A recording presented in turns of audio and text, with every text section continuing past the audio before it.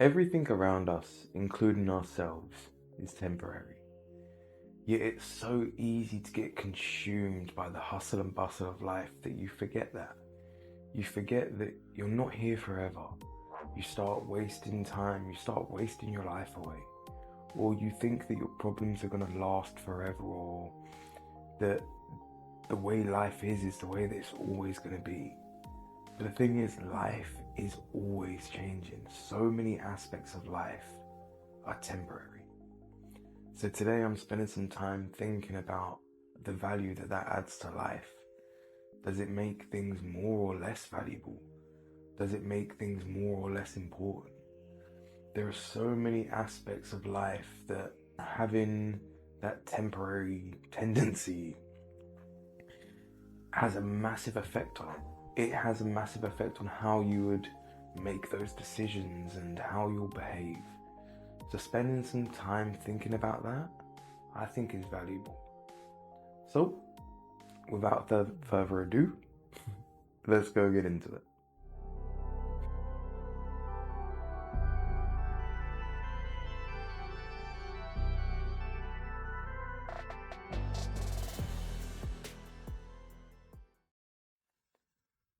What's going on, beautiful people? This is Try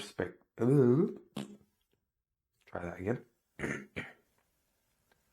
What's going on, beautiful people? This is the Perspective Chasers podcast, and I'm your host, John. On this episode, I'm thinking about how everything in life is temporary. Like, it really is all temporary, including ourselves. But yet, when you're going through life, if you've got a headache, if you've got a stomachache, toothache, if you feel hungry or whatever else, all of these things feel like they're the be-all and end-all of yourself. Like, no matter what situation you're in, the situation is always going to pass, whether it be a good one or a bad one. You can't hold on to that moment. It's always going to be temporary. So if you're not present in those moments, there is so much life that you're going to miss out on. And you'll feel that hit a lot harder because of it. Like, I know this is especially true if I spend the day with my daughter and I'm all distracted and I've got this to do and that to do and I'm trying to get all these chores done.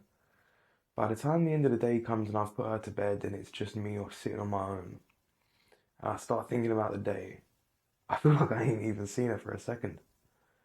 And it's not because I haven't seen her, it's because I wasn't actually present in those moments. Because I was distracted, I had my head in my phone, or I had stuff to do, or I was trying to get this done or that done.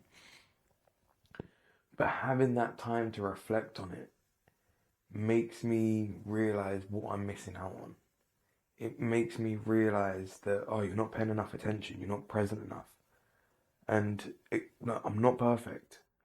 But having that kind of thought or that reminder or that awareness that this is temporary. Like, she's not going to be this young forever. She's not going to want to play and this, that, and everything else. Like, these moments are fleeting, they're temporary. So if I'm not present for them, if I don't make that effort now, I'm never going to have that opportunity to go back. So it is important to take those times to kind of reflect and say, like, okay, have I spent time with the people that are important to me? And have I spent, what's the word? Have I spent, damn it, what is it? Um, it's going to spiral. No, um, intentional. There it is. Have I spent intentional time with the people that matter to me? Because that intentional time, doing things when you're paying far more attention, when you're far more intentional about what you're doing and you're not just kind of going through the motions, you're not on autopilot, that's when you make those valuable memories. And I think there is a fine line. This is where it's something important to think about, because there is a fine line between having those fleeting moments and capturing those fleeting moments. Like when I became a dad, I know it's something I talk about a lot, so I do apologise, but it is the biggest aspect of my life. When I became a dad, my photo album went from a desert to overrun and my phone being absolutely clogged up with photos. Like I've repeatedly had to delete apps to make more room for photos of my little one. And that's cool. But again, that's so when I'm not with her, I can look back on those. But if you spend too much time with your face in the camera, you don't remember the moment itself. That's something that I experienced during my mum's funeral. Like everybody was on their phones recording things and this, that, and everything else. Whereas me and one of my friends were just there experiencing it and witnessing everything of it. And I've got quite a vivid memory anyway, especially for key events like that. But I can always almost play it back like a movie in my head because I was so present. The day my daughter was born, I can play that back because I was so present. Like those times when you invest and you intentionally turn up, that's when you make those core memories. That's when you enjoy your life, or even if it's not something you enjoy, because again, like my mum's funeral was not something I enjoyed, but it's something that there's value in. When you know you showed up right, you can hold your head up high. And when you can do that through varying aspects of life, when you know that if you show up somewhere, they are getting the actual you. They're not getting somebody that's half in, half out. They're getting you all in. That is far better and far more meaningful than somebody that is halfway in, halfway out, or whatever way you want to put it. So finding that those areas in life where you're willing to do that, that's literally a game of kissing frogs, unfortunately. Like, I can't tell you who or what to show up for in life. I can't tell you who or what is going to be important in your life. Everybody is going to find different things important and valuable, and that's what's so fascinating. But things that bother me about that are temporary won't bother other people. So I really like nature and just taking walks in the outdoors and everything else. So when those spaces get demolished or whatever else, I'm quite disheartened. Like, I like the idea of walking through and seeing ruins of the past and footprints of people that walked before us. But life keeps moving, so people acquire that space and they want to build something or do something, and life keeps moving. But that's their idea of progress. My idea of progress is something completely different. Is that to say one is right and one is wrong? No, because normally during kind of development and excavation is when they find a lot of things. But it does kind of, yeah, it changes so much. Like, if you was to dial the clock back even to where I live, the area itself, there has been so much land that has been worked over the few years. A bit more than a few nowadays, John. Over the years, it's all changed. It's all got built up. It's all got more overcrowded, and I just want space. Like I don't think we was all meant to live on top of each other like this. I know that we're a kind of communal being and this, that, and everything else. But I think there's so many ways in which humans have lived throughout their time on this planet that there isn't any one correct way to live. We try different things and then we move on. But that's the key, is we try and move on. And I'm going to butcher this, but I think it was a Greek or Roman conqueror who, I think it was the Romans. Somebody's going to butcher me for this. But anyway, there was an army that basically anytime they got defeated in battle, they would adopt whoever defeated them, their technique. They would learn it until they was better than their opponent, and they would keep doing this over and over and over again. Every time they'd find a better way, they would completely drop what they was doing before and just adopt the better way, because they knew that that was the key to survival, is constantly adapting and changing and finding the best way. But I don't think we do that in life anymore. A lot of the time we find the most profitable way, and that's never the best way, or very rarely the best way. Normally the most profitable way is the long way round the houses and this, that, and everything else. But the direct route, the most efficient route, is normally the best route for the people. Like, there are so many things that we could do differently in life. There are so many ways in which we could adapt our thinking and completely change how the world is. But yet, we're so stuck in this way of thinking that this is the way everything is, and this is the way it has to be. Well, I'm sorry, my friend, life's been very different all throughout time, and it's going to keep changing. If anything, life never stays the same. It all changes constantly, whether it be fashion, food, fitness, music, art, whatever you want to whatever aspect of life you want to look at, it always changes. And not necessarily in kind of minuscule ways, normally quite significant ways. Like, if you look at the culture from one country to the next, there's quite a lot of difference. Don't get me wrong, there are a lot of similarities around the world. But all I'm trying to say is there is a lot where people find something that works for them and they adopt it. And other aspects of it won't work for them, so they let that go. What's something that's going to be a neutral thing that I can compare this to? Kind of like air conditioning. Like, there are some buildings in the UK that have air conditioning, but it's not very common. But yet, if you was to go to America, every building or majority of buildings are going to have air conditioning because their climate's a lot different. So the way they have to live their life is a lot different. And for us in the UK, where we get every season in one day, there's not really much need for an air conditioner.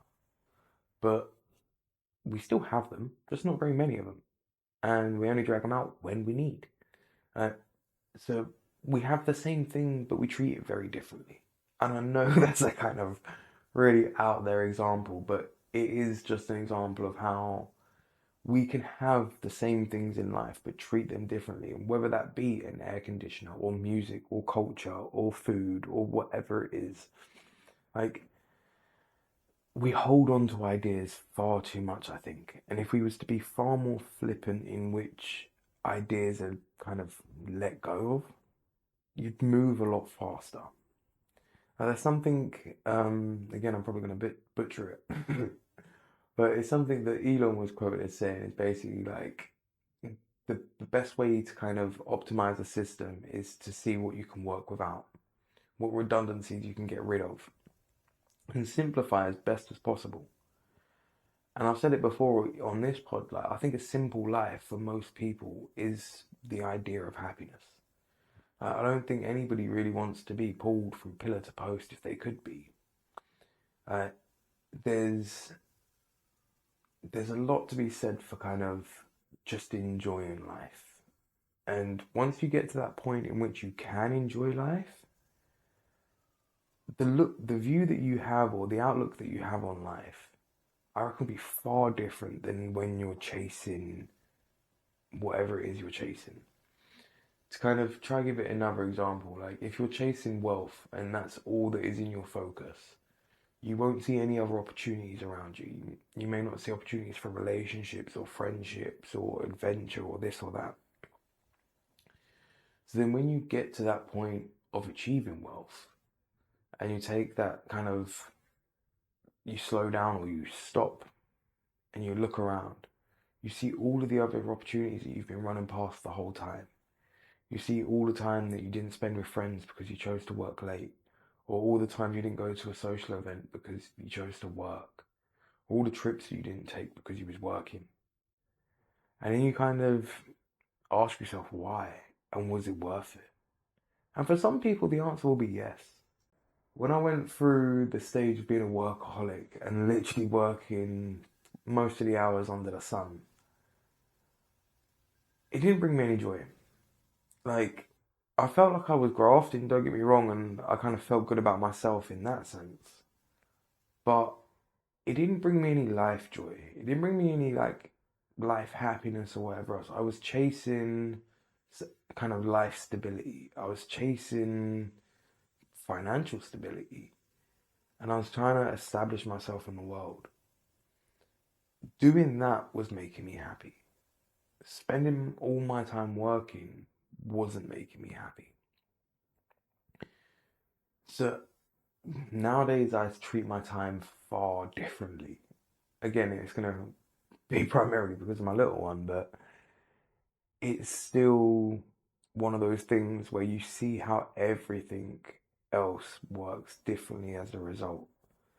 Like, my time I treat far differently, and I'm far more aware of how temporary things are. Like, these fleeting moments and these moments in time that you wish would last forever, but they never do. They're always going to come. So keep your eyes open for them. Like, take that time to think about what is important to you. Is it important for you to see a sunrise? Is it important for you to stay up late and catch up with your friends?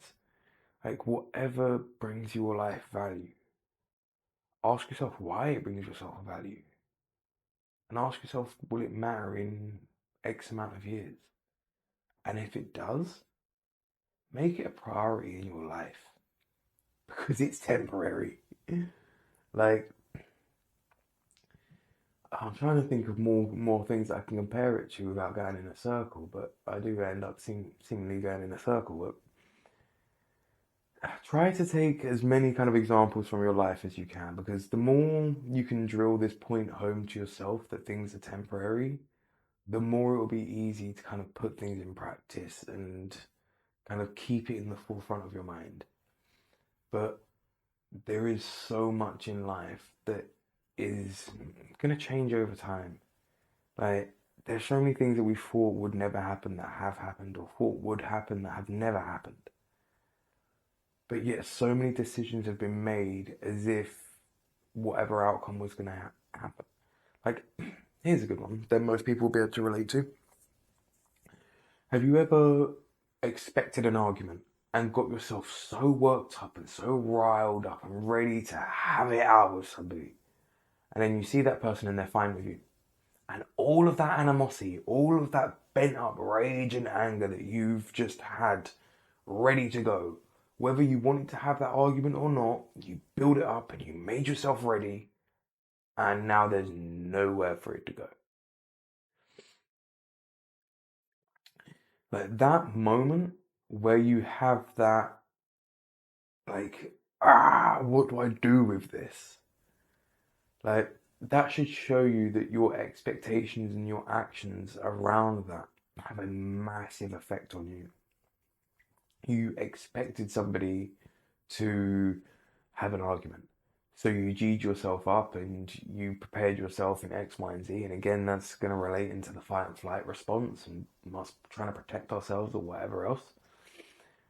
But you put yourself into this kind of fight state where you're on the attack. And as soon as this person isn't matching that energy, you don't know what to do with it. So you just kind of bounce around in yourself. So many of us do that to ourselves in life. Like, we think this is going to be a problem or that's going to be a problem, and we rile ourselves up and we build up all of this anxiety and animosity and just tension within ourselves. And then we're rattling around and not knowing what to do with ourselves. But again, all of this stuff that causes you all of this stress is temporary. And if it's not something that's going to matter to you in the long run, it's definitely not worth all of that animosity and all of that kind of roller coaster of emotion. So take the time to question what are the things that are valuable in your life. And it will be hard at first. You might find one or two things, or maybe one thing, or maybe nothing. But that will give you the opportunity to start looking for the things that do matter over time. The things that you don't matter if it is temporary. Like, it's kind of like sand art. Like when you see somebody do a massive sand sculpture that is absolutely beautiful and they've spent all day doing it, and you're like, well, the tide's going to come in and wash that away. Does it make that artwork any less beautiful or any less valuable? Not to the right eye. To some people it may do, but to somebody that was a day well spent. That was a day that they enjoyed creating something.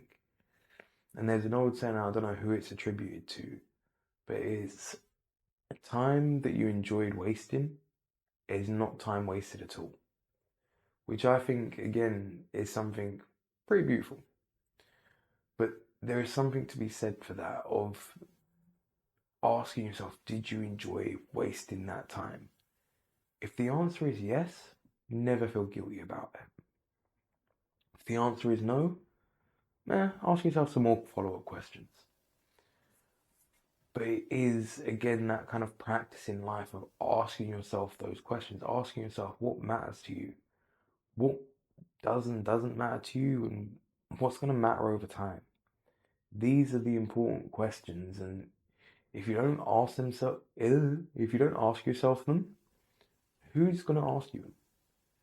Like, some people have the kind of friends around them where they can have deep philosophical chats, but not everybody does. So take your time, take some time to kind of really think about where your life's going, where you want it to go. Again, it is temporary. You ain't got forever. So get busy kind of living life for you, because if you don't, it's going to be far too late before you kind of look back and go, I'm now 75 and I haven't lived a life for me at all. I've lived a life of expectations and societal norms, which I don't think anybody will enjoy. Again, society changes constantly, and most of society are just bouncing around themselves trying to figure life out. So don't get caught up on it. Like, there's still so much that we're figuring out about life, but we think we've got it all sussed. I think there's far more to learn when you admit your ignorance and you just say, look, I just don't know. Because then you're open to those possibilities. So tell life that you just don't know what you want, and open yourself up to those possibilities. Be aware of it and put in the time. Think about it. The more kind of deliberate thought you have about your life, the more you'll realize different aspects or different things about you and your life. So take that time, put in that work. You're worth it. Like, if nobody's gonna wake up and just be like, hey, whatever your name is, like, you're an amazing person and this is your passion and this is what's going to make you feel good about your life and da da da da da da da. Like, you have to figure all of that stuff out for yourself. So take some time and start doing it, because if you don't do it, it's never going to happen. But yeah, anyway, I need to wrap this episode up because I got bits to do. And I don't want to start going in circles. But remember, life is all temporary. So try not to take it too seriously. Try not to take yourself too seriously. And just enjoy life beyond anything else. Like, it's there to be enjoyed. So enjoy it. The seed for this episode is going to be, take some time to think about things that are temporary in your life. Things that upset you that they're temporary, and things that excite you that are temporary. And realize that just because it's temporary doesn't mean it's any less valuable. Sometimes it means the exact opposite. Sometimes it makes it far more valuable. So put in that time, sit down and think about it, and actually take action. Like, be intuitive, be assertive in your life.